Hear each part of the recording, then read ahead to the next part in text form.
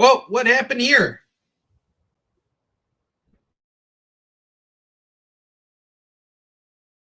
Today's comics market is ripe with new titles by creators who are determined to get their books into your hands. My name is Onrie. For the last decade, I've been making and selling my own creator-owned comics and dealing as a collector in live sales. My signature series, Yisun Shin, is the book that cannot be defeated in battle and has over 250,000 copies in print. Now I'm taking comics to the next level and laying the groundwork for my fellow creators to get their voices heard so they can connect directly with you. This is your chance to engage live with top comic book talent and get your comics signed without having to wait in long lines or pay any fees. But remember, we only have a limited amount of their books in stock, so always remember to call it as you see it. You're watching Virtual Signings with Onrie, the live event show. What is up, everybody? Welcome back to Virtual Signings with Onrie. I am your host, Onrie Kompen. This is the live event show. I am working on getting back at this at a regular time. I just got to figure it out right now. Everybody who came and shopped with me just now on the Comic Book Shopping Network, thank you so much. I got an incredible creator here today for Halloween.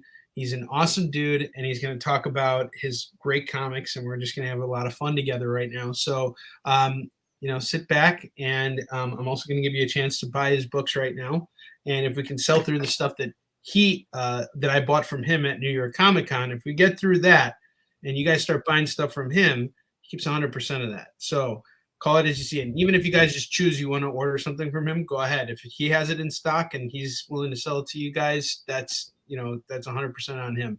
This is a chance for us to kind of help the community grow and work with other creators in order to help grow their followings and do all kinds of fun stuff. So without further ado, I'm going to bring my man in. We got Drew Edwards in the house. Drew, how you doing, brother? Howdy. I'm doing all right. As you can imagine, this is a very busy time of year for me. For some reason, from September to November, I'm an important guy. The rest of the year, not so much. So I take advantage while I can. I think it's so ironic that like you were right across the way from me at New York Comic Con. I'm like, what? This is just like too simple. Like, and I was thinking about it and I'm like, I haven't really had a chance to look at any of your books. I just looked at them. I'm like, oh my God, it's Halloween. I haven't reached out to Halloween Man yet. I got to get him on my show. Otherwise, the small window of opportunity, it's like, are you a Simpsons fan? I was when I was a kid. I have not kept up with it in my adult life. I've definitely seen a Treehouse of Horror or two. Okay, all right. But do you remember when Homer invested in pumpkins? And he's like, oh, I think pumpkins are really going to peak in January. And then, like, he invested in, like, futures or whatever. And, like, it just dropped in value to, like, nothing. So I wanted to being a Homer Simpson. I got to get you on the show. I'm glad that we were able to fit me in. No, I honestly, I praise you for doing this right now because I'm sure this is like just the busiest week for you. So let's jump into this. Tell us who you are, what you do, and tell us about your books. I see Ringo nominations here. This is crazy. All right. Yes. So I am Drew Edwards. I am the writer and creator of the Ringo nominated Halloween Man. Or actually, I should say I was a Ringo nominee for Best Writer. I am also a Best of Austin winner through the Austin Chronicle, as well as a 3-time nominee.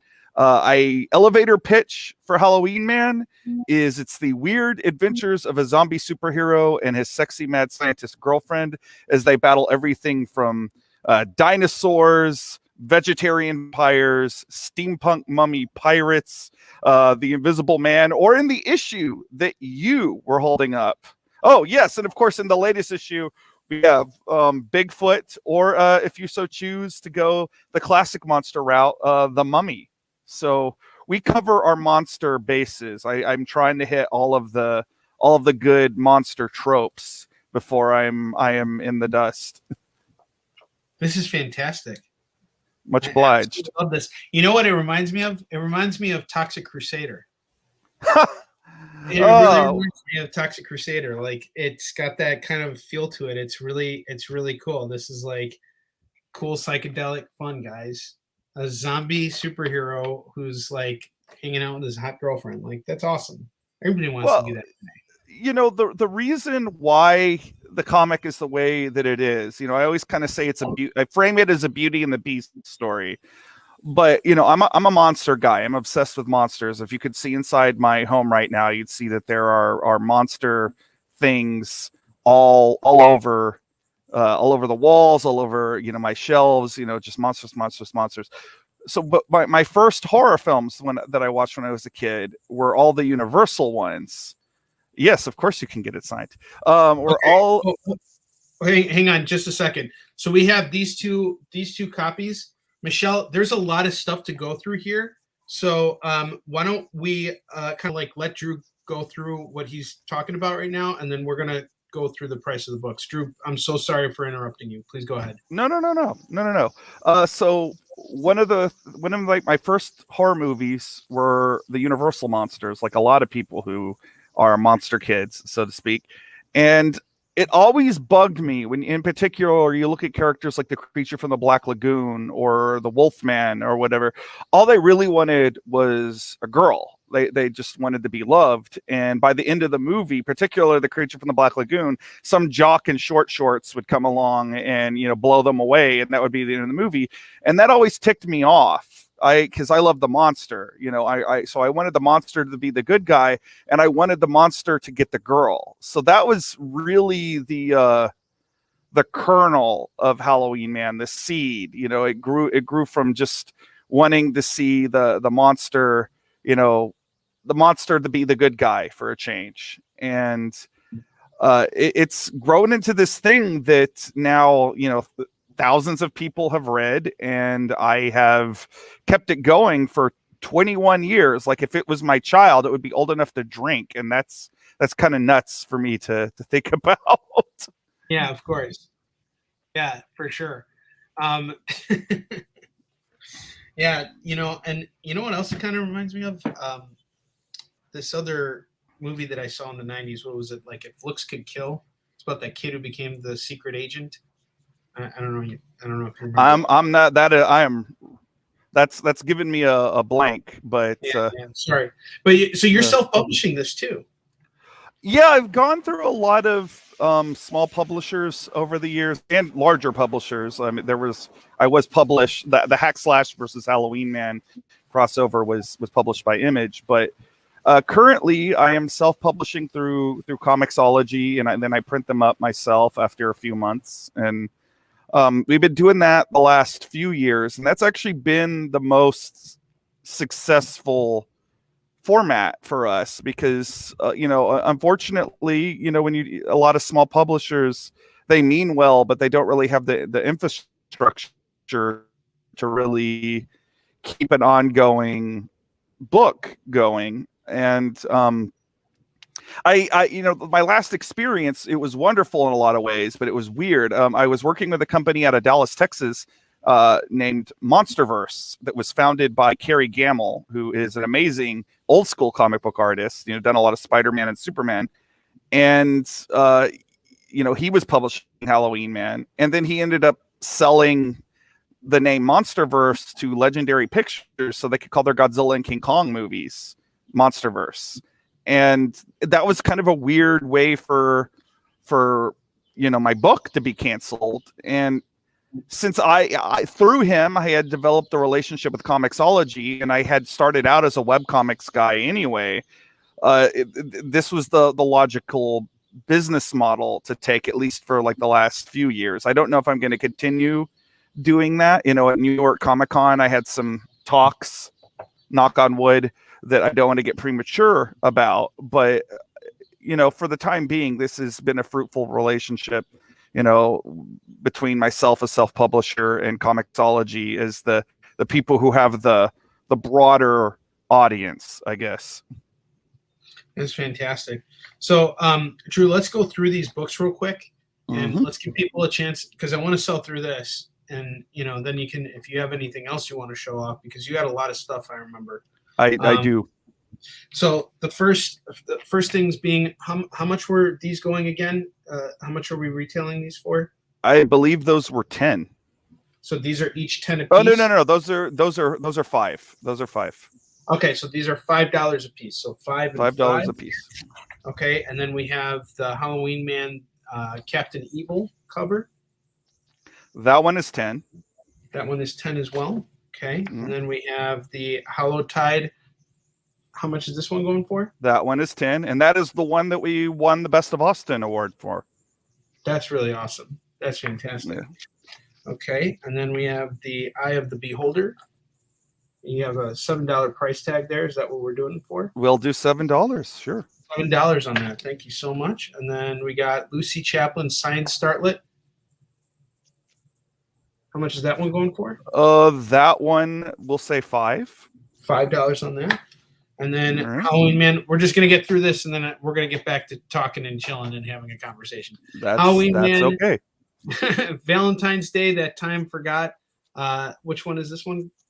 That is a variant cover. That is a cosplay cover, and that is $10. $10 on the cosplay cover. And then we got the signed Startlet. What are we doing on this? Lucy Chaplin Hellhole. Let's say 10. $10 on that. Okay, and this one? That one is 5. That one is 5. And then we have the Christmas special signed. This is really cool. Christmas special is signed, and that is $5. $5. And then we got Halloween Man, the Terrible Fruit Bats. We got the trade here. Which one? Or how much that is 20. Okay, that is 20. So, folks, this is the deal that we got here. If someone wants, Michelle, you had asked for a set signed. If you want this big stack of books here, because I only got one set of these, this clears it out. That means anything we sell from here goes 100% to Drew. If you call this right now, I will do the whole thing for $100. Let me know if you're interested, and I will hook you up. So, Drew, let's talk now. Let's get back to it. So, all right, you've been doing this, and I see you've been working with Kablam, and I really love Kablam. I think that Barry Gregory is a fantastic guy. So, how long? And it sounds like you've been doing this. You've been doing this a long time. You worked with Tim Seeley on a crossover. What was that like? So we have a mutual friend. It's an artist and colorist named Brian Crowley, and he does I know Brian. Okay, there you go. All right, it's a small comic book world. It is small. Well, because I'm Chicago based. Are you Chicago based too? No, I'm a Texas boy. I mean, look at this outfit, man. Yeah, I thought beautiful Austin, Texas. I thought you were trying to show off. Look at these chains, man. With this accent, no Chi-town on me. Sorry, no Chi-town on you. He ain't Chi-towning around here. Yeah. Although I do on occasion. My wife is from New York, so she has to forgive me every time. I do on occasion enjoy Chicago style pizza. So, I know that's a contentious subject sometimes. I don't get that. I'm really not a fan of it. Like, I mean, I can sometimes have a taste for it, but I'm not like, I don't like swear by it, and I'm not like, I like New York pizza. Pizza's good. That's my attitude. Like, yeah, who's got a problem with pizza? Yeah. So Tim Seeley, Brian put us in contact with each other because I had been doing Halloween Man as a web comic for about 5 years prior to Hack Slash getting started, and he was like, "You two have so much in common, and you two need to be friends." And we got to talking, and it was really Brian's idea. He was like, "This needs to be a crossover. The comics, they're different, but they're also alike. This is a natural thing that we can do." And it was fun. It was a real learning experience, though, because my original script for that thing was like over 100 pages long, and it was very hoity-toity, if I don't mind saying it. And Tim and Brian kind of slapped me around. They're like, "No, you need to get to the fight sooner, because that's what people are going to be buying. It doesn't need to be so intellectual. It needs to be fun. That's what a crossover is." And they were right. I think that's one of the reasons why I do comics, because if I if I wasn't so interested in collaboration, I'd be a novelist instead of a comic book writer. And that interaction with people and getting that feedback with people and that whole part of the process was great. But, you know, up until that point, doing the webcomic, it was just kind of me on my own and doing, you know, I had the artists that I worked with, but it definitely, I was the one in charge. And, you know, I wasn't necessarily getting that feedback from anybody. So the like work on a team like that, it really made me a better, more learned writer. And it was an experience I was really grateful for. That's fantastic. That's really great. And it sounds like you've been doing this a while now. So like how many years have you been in the business? 21 years. 21 years. Wow. 21 years. We celebrated our 20th anniversary last year during the height of the pandemic, which was kind of a weird thing. But it was lovely. You know, I had just been nominated for a Ringo Award, and you know, we did also a group chat, and a lot of the old artists from, you know, the different points in Halloween Man history came. And the 30th of October, and we did a big get together. There was a lot of people that logged in to listen to that. I think that's still up on my YouTube if you want to go check that out. But you want to drop a link? You want to drop a link for us just in the comments? Sure. If I can, Yeah. I can find that. Yeah. But, I mean, even Nicholas Scott, who is, you know, an incredibly popular DC artist, she came back to do this chat, and she came back to do our 20th anniversary cover, which is a beautiful piece of artwork. And you know, it was nice to see a legacy like that kind of, and how this has affected other people. And it really has changed my life. I often say that this comic book saved my life. If I hadn't done it, when I was, not to bring down the room a little bit, but when I was 20 years old, when I had actually just started developing this comic, I'm a twin. A lot of people don't know this. I'm a twin, and I was in a car accident that killed my twin. And I was a mess. Like I just, it's not the sort of thing you really come back from. And I still deal with a lot of stuff from it. But, you know, the comic gave me something to get out of bed. The comic gave me therapy. Like that sort of asymmetrical look that Halloween Man has, where half of his face and half of his body is monstrous and half of it looks normal. Like that really took on a new meaning for me, because I understood how that felt. And it's funny because it's this like quirky, fun comic, but I was like channeling in all these kind of really sad emotions, because I had to make myself get out of bed. I had to give myself something to do. I had to give myself focus. And this comic really allowed me to have that. And I apologize. I'm having a difficult time.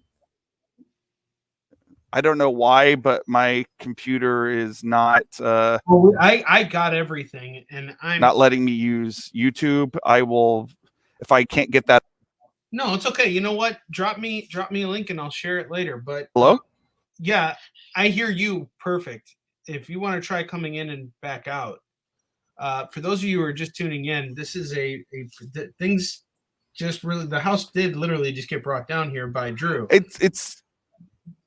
It's really inspiring to me. I have to tell you, you've really, really inspired me. And there's a part of me that's like almost like not willing to like I don't want to let these go without reading them. So let's say I'm someone I'm not kidding. My latest book, you see, this is what I love about creator owned, and there's so much here, Drew, that I want to say. First off, I apologize because I should have known who the heck you are. 20 years in the game with your own creator owned comic, pounding your chest. You have made it, my friend. You are where so many of us creator owned guys want to be, you know, and I'm in it 10 years. So I'm much more junior, you would say, than you are. So it's great to see that, you know, you're still at it, and when you told me the personal story behind it, that really inspired me too. the guy who I worked on my book with was David Anthony Kraft, and he taught me everything I know about comics production. He died earlier this year from COVID, and I've been dealing with that. Oh no. Questioning a lot of things regarding death, because it's just something that happens when someone important to you passes away. I mean, it's just, I think we all go through this at some point in our lives, and trying to make sense of it, and trying to accept that, we're kind of like on that trajectory, really. And that's me getting grim here, but to kind of bring it back, what I find so inspiring in your case is that you're bringing out something that's like very personal. You're using this character to help you through something that you will never recover from fully. And that's really amazing that you're continuing on with it. I think it's really fantastic. Anvu just shared the link, everyone. So thank you. Check it out and follow Drew and help him out here because he's a solid cat. And much obliged. Thank you. I have to tell you, even with my next comic, it's also about a personal loss that I experienced in life, and it's really interesting to see that there are other creators who are looking to deal with these things as well, and who are doing it. It's like I'm learning from guys like you right now. So let's just say I want to start from the comics you showed me. Are these all one-shot books, or are they kind of like, are they part of like one continuous storyline? Like where does one get their feet wet? Every single comic, first of all, because I believe the one thing that I believe Jim Shooter, the old Marvel editor, was 100% right about is that you have to make every comic new reader friendly. So the beginning of every comic has a synopsis and character bios, so you will understand what is going on, or enough of what is going on to enjoy the comic. And every one of those is an entire story. I do not like the Comixology series has single issues, but when I print stuff, I never print anything that's not a complete story. So like if you get, for example, you're holding up Hellhole, if you get Hellhole, you're getting the entire story. Like all of those are a full story arc, and something that you can read in its entirety and enjoy. And that's a very popular one because that one's about vegetarian vampires or fruit bat vampires, which was another thing inspired by classic horror, because I watched a lot of old old vampire movies. And when you watch old vampire movies, often the vampire bats are actually played by flying foxes because they're big and weird looking, but flying foxes are actually fruit bats. So like vampire bats are actually small and kind of cute. And so I wanted to turn that into a monster. Yeah. Okay. So the terrible fruit bats, how much was that one going for again? That one is 20. Okay, real quick. I'm sorry. We got to run through the prices again because Anvu wants me to show all the covers again. So I'm going to hold up the covers. You just tell me the price on them, and we'll move forward. Okay. That is Anvu, 20. When you see something you want, let us know. This one's going for 20. 20. Go ahead. 5. 5 on that. Also 5. 5 on that. And then this is the cosplay cover. I remember this was 10. That is 10. This one? That is 10. That one's 10 as well. Yeah. And again, complete story arc. The Christmas special. Okay, so this one is a 5. complete story arc? Every single one of those is a complete story arc. All of them. That is 5. That's perfect. So every book is a complete story. Okay. This one I remember is $5. Yeah. That's the Mummy one, which is really cool. The Captain Evil one is going for 5 as well, or 10. That was 10. That one is 10. I'm sorry. Captain Evil's 10. Cryptoid Chaos. We got the Bigfoot. That is 5. $5 on that. Who doesn't love Bigfoot? It's Bigfoot for Halloween. I don't know, dude. I don't know. It may not even be that. People are just also looking right now too. And here's what's great about it, Drew. If folks come to your Facebook page, go to HalloweenMan.com. You guys can follow Drew right away. I have 2 more covers to show off, and then we're gonna get back to it. We got the Hollowtide one. That's 10, right? Yep.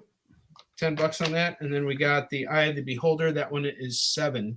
So I noticed at New York Comic Con, you had your wife there, and she was like, kind of like your secret weapon. It almost felt like. Yeah, my wife. Tell me what that relationship's like, because for me, my wife doesn't really do cons with me. Fruit and Bats and Bigfoot. I got you on Vu. So we have sold this, and we have sold the. All right, one of each cover. So let's see. The Terrible Fruits, Fruits and Bats, and Bigfoot. So Drew, I think you sold something right now. You're going to need to pull a Bigfoot from your own set, and you're also going to need to. So Michelle, did you want to do all the whole bundle set for 100? Let me know if you want to do that, because if that's the case, you got one of every cover. You got everything here, and Drew will take care of Envu directly. Let us know. Otherwise, Envu, I got you on the other 2 books you called. Michelle, if you want to buy this stack for me, and then Drew take care of you on the rest, you can do that too. Let us know. We got $100 on this set here. It would be easier for me. Okay, cool. So Envu, Drew's going to take care of you. And Drew, if you need me to take care of the invoicing aspect of it and get money over to you, however you want to handle it. Let's get together after the interview, and we'll sort it out. And I'll get them all in the mail by the end of the week, hopefully. Okay.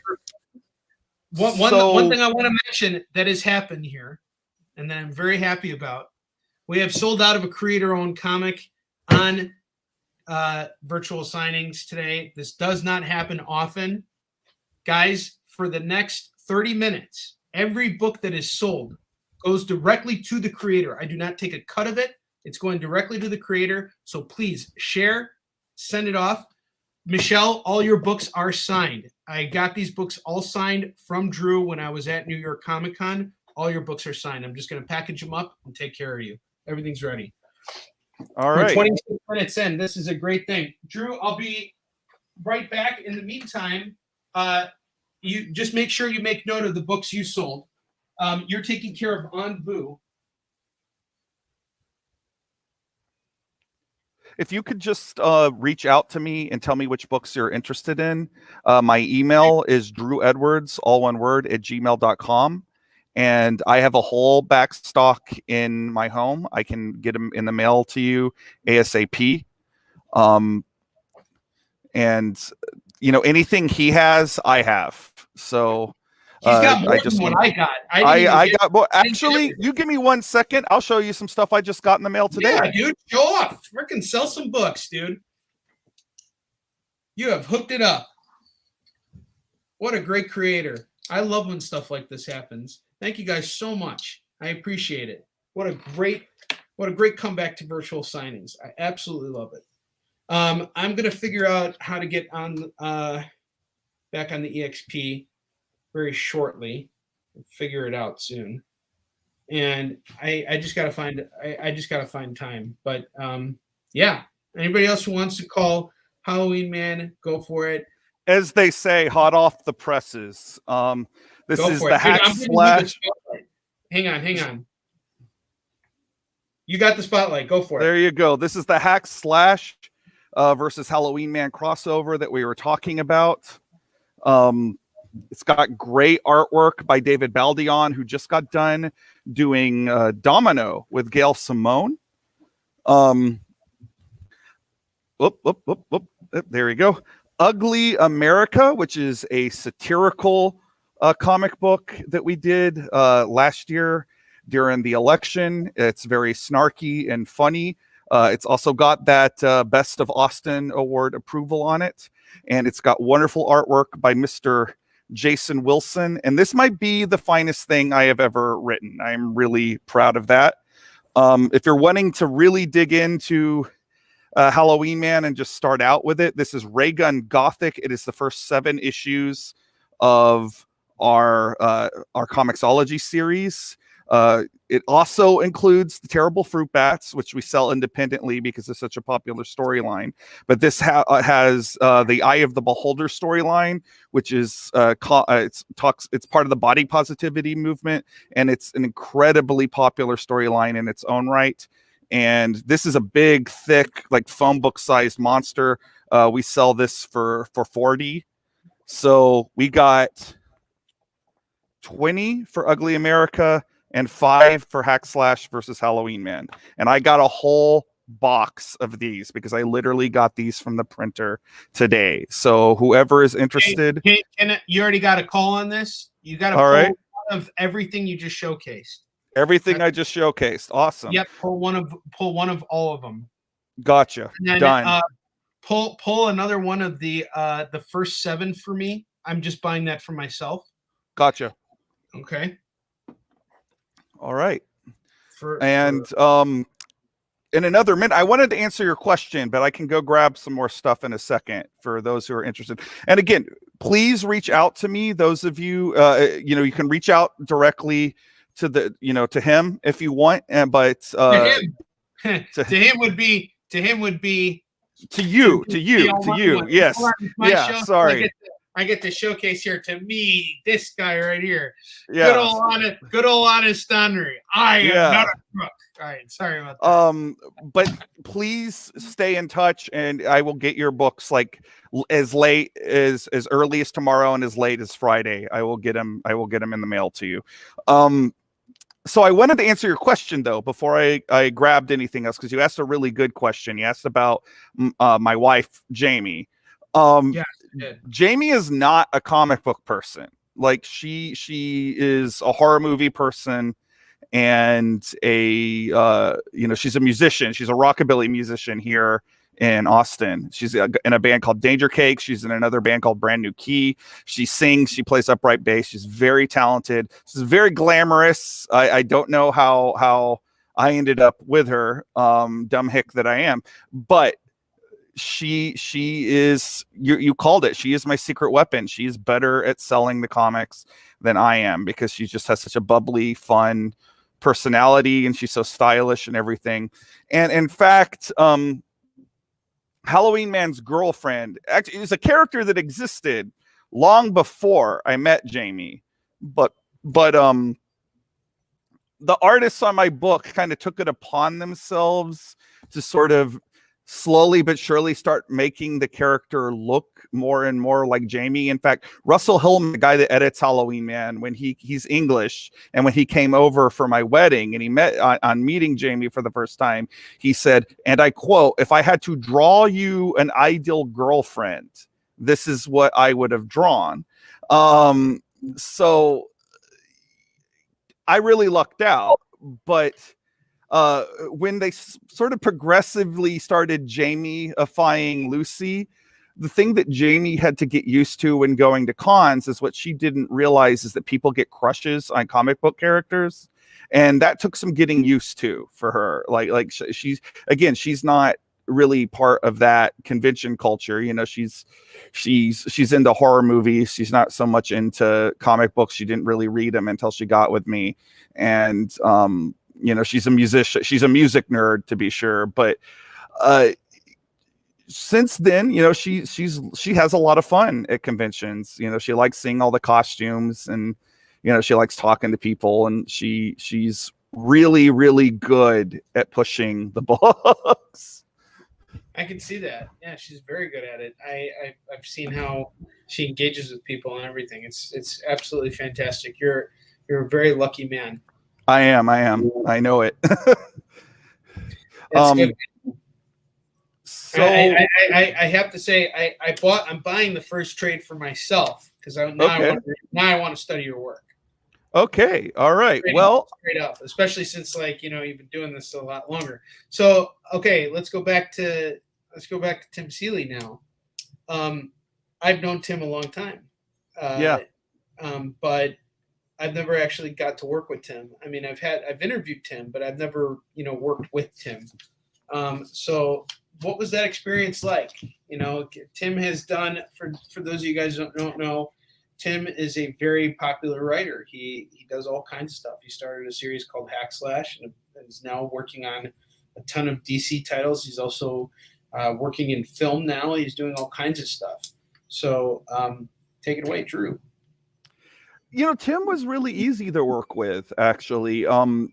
At the time, I was the first person besides him to write Cassie. Now, a lot of people, Cassie Hack, I should say, the star of Hack Slash. And that was new territory. So he did give me a series Bible, and he had strong opinions about how Cassie was to be drawn. So like he really worked more closely with the artist than he did with me. He was very, he gave me the only thing that I really struggled with, that he had to give me a lot of sort of mentorship with, was the way that Cassie's sidekick Vlad speaks. Like there's like a lot of he has a particular cadence in how he talks, and I struggled at getting that at first, and I had to get a lot of help from him on that. But really, he kind of let me do my own thing for the most part. Like he never gave me the "don't break my toys" speech, and he was very gracious and nice about the whole thing. Tim, I've only actually been in the same room with him like about 3 times at conventions. Like most of our interaction has been over Twitter or Facebook or some chat service. We've done some joint interviews on horror comics on websites and stuff like that, but I haven't really been around him in person very much. But my interactions with him 100% have all been very nice. He just seems like kind of a laid back guy. And again, we do have very similar tastes, so that probably helps. I think like I'm more of a Friday the 13th guy, and he's more of a Michael Myers guy. I think that might be really our only strong differences on things. But other than that, we're pretty simpatico on a lot of things. So that was, the crossover is now 10 years old. So like or more, for crying out loud, I could be more, but I don't have as strong of a memory of that as I would like, other than it was a very, it was a very pleasant experience. Like that entire creative team was great. Like I wish I had some sort of off the cuff dramatic story where I could be like, oh, this person that was an a-hole to deal with, but really nobody was like that. And it kind of was from the top down. Like Tim was easy to deal with. Brian was easy to deal with. It was just like a big friend circle that worked together for about a year, on this book. And, we put it out, and it was, it was a happy experience. It was one of the happier experiences I've had as a comic book creator. That's absolutely fantastic. I'm so glad to hear that that's the case. It sounds like working with Tim is very much like what you would imagine it to be. I really respect Tim a lot. He's always been a straight shooter and stuff like that. So I'm glad to hear that that you guys were able to collaborate together so well. Yeah, I mean, that's always better than the other way. Yes, absolutely. Drew, give me just 1 second. I'm so sorry. Give me 1 second. Take it away. Sell us some books. Hang on just a second. Well, I do have a whole lot of Hack Slash versus Halloween Man. We're selling that for $5 today. If you want to get that, please let us know. Once more, again, Ugly America, selling that for $10, and this bad boy is $40. Reach out if you're interested, either through the show or through myself. And, you can find me on Facebook or on Twitter with the links that they're blasting below. I should also point out, I don't have it on me, but I do carry a comic called Halloween Man Super Deformed, which has Nicholas Scott artwork. It's actually our first artwork in the United States, and it's a collection of all of the early Halloween Man webcomics. So it's another excellent place to start, and that one sells for $20. and you can, reach out again, same way, pick it up, take it home, and I will be happy to sign it before we pop it in the mail for you. So Joe from the Joe McPhee is asking, what is Halloween Man? Do you mind giving us a quick pitch of Halloween Man again? So Halloween Man is an undead superhero. He has the power of the horror movie sequel. He always comes back. He was killed on Halloween night by a vampire, and then he was subsequently brought back to life by a necromancer named Morlack, who charged him up with the power of Halloween. So he's got, monster movies and ghost stories and all these things. Like, they go in and they've empowered him, and he's sort of the monster for other monsters. He eats monsters. So like when you think of like a zombie movie or a vampire movie and how they're feeding on people, well, Halloween Man, he is the thing that other monsters are afraid of. So he feeds on other monsters. So it's, I guess, a predator of predators kind of situation. He, again, like I said in my elevator pitch, he has weird adventures. We leave no monster trope untouched or unmodified. We even recently did a story about vampire dinosaurs. Vampires are a favorite punching bag of mine. I've done a lot of variation of that simply because they're just easy bad guys to pick on. But you name it. You want a werewolf story, we've done it. You want to do a Loch Ness monster story, we've done it. Invisible Man story, we've done it. Mummy story, we've done it. Like we have, basically every type of monster. And if we haven't covered it, we will. If you like weird comics, if you like, spookiness, if you like things with a sense of humor, this is definitely up your alley. I often say it's Evil Dead meets Fantastic Four. That's the tone. That's awesome. That's absolutely fantastic. And Drew, I sincerely apologize. I was just doing parent things right now. That's all right. That's a full-time job. That is a full-time job. And my son has a basketball lesson right now. So I apologize for leaving you alone, but you handled everything just like a professional, just like a pro. And we got Anvu here. We got an Anvu drop here. Thank you so much, Anvu. So this is really cool. I love the concept. I was listening to your pitch the whole time and I loved it. Well, I can riff with the best of them. I've been doing it long enough, so I've learned how to, pop out that elevator pitch when I need it. No, that's fantastic. And the fact that you're able to do it after all the hardship that you've had to face, and I hate to go back to that because I know how traumatic that must be to even think about. But I absolutely love that you're so willing to talk, that you're so open to talking about that. I think that's really great. Well, that's a big belief in mine so I have a lot of psychological problems. Some are a direct result of the accident. And one of my things that I try to accomplish in my life, and, I'm a public figure here in Austin, and, to a much more minor degree, nationally through the comic book industry. But with the minuscule bit of fame that I have, I would like to destigmatize, talking about trauma, talking about mental illness, talking about therapy, talking about all that kind of stuff as much as possible, because there's so much like pop psychology and bad media out there about that. So if I can show people like, look, I'm somebody that's lived through this stuff, I'm still living through it. And, I can go on to be a successful person, and, I'm not some maniac, from having gone through this stuff. I'm just a human being.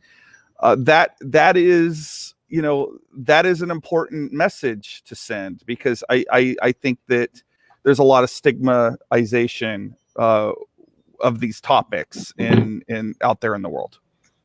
I agree, and I think it's our responsibility as creators to be able to actually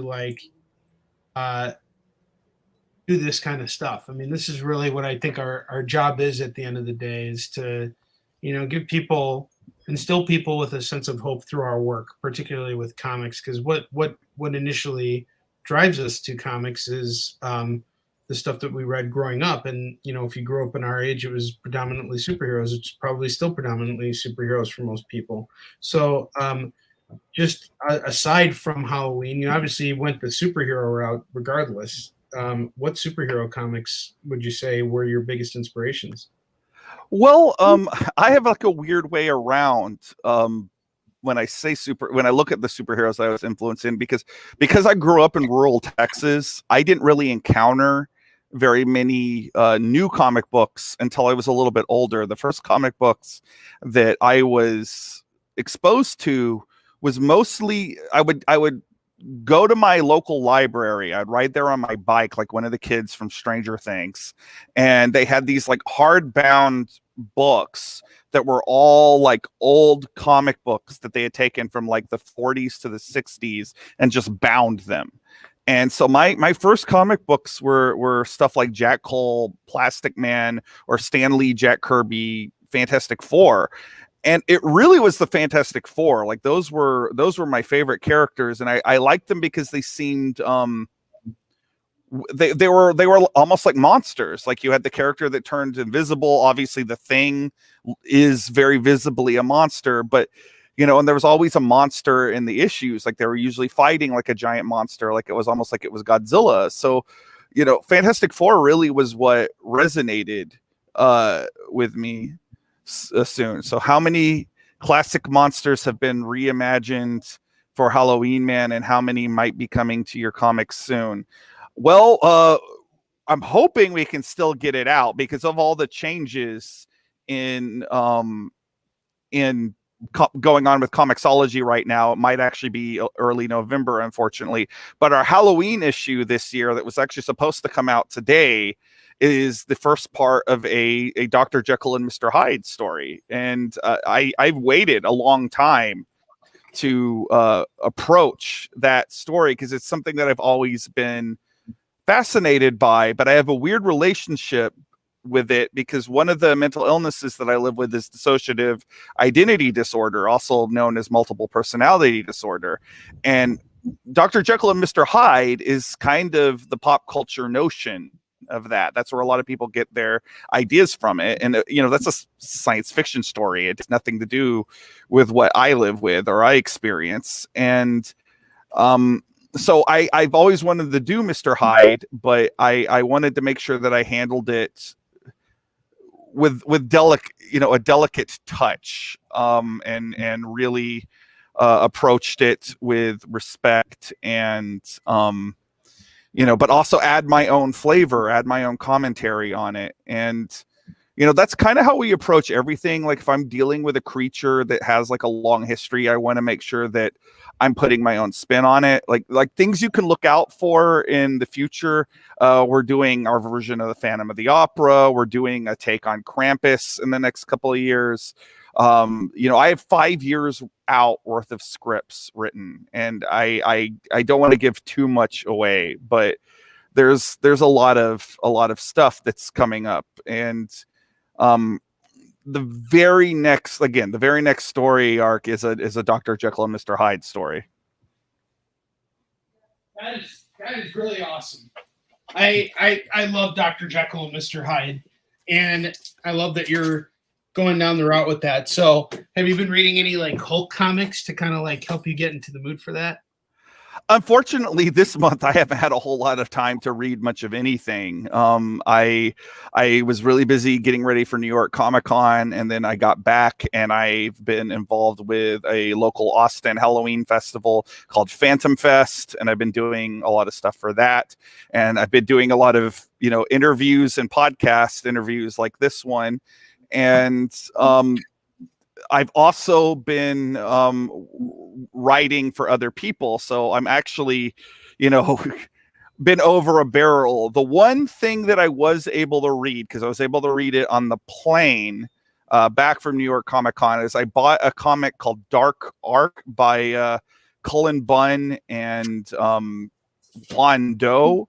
And that's about, everybody knows the story of Noah's Ark. Well, this is about the other ark that had all the monsters on it.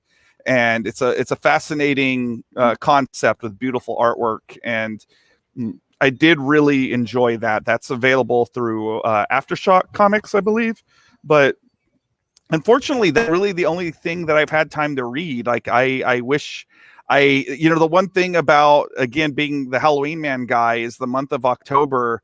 I started doing Halloween Man in part because I love Halloween, but like these days, because I'm Mr. Halloween, like I often don't have time to see straight between the start of September and the end of October. That's hilarious. I love. I mean, I can't say I'm surprised, but I still find it hilarious that that's the case. Yeah, and you got some people saying, you got some more comments here on who's saying Jekyll and Hyde and Phantom of the Opera. That's going to be exciting. Thank you. Mo from Korea saying Bunn is arguably the best horror writer in comics today. I agree.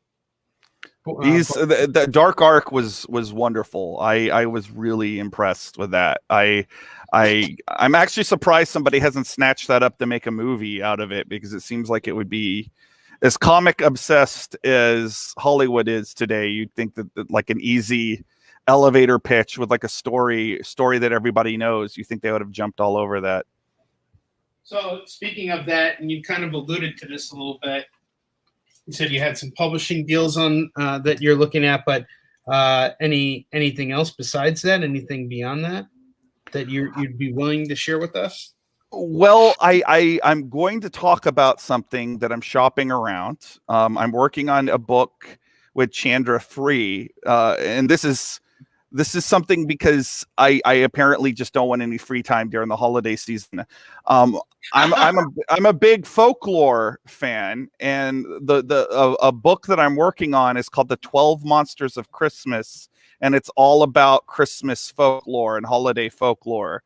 And because everybody knows Krampus, but there's actually a bunch of other Christmas monsters that are less famous, and I wanted to do that. So I guess I'm gonna not have December off now as well. Like that's the fate I'm lining up for myself.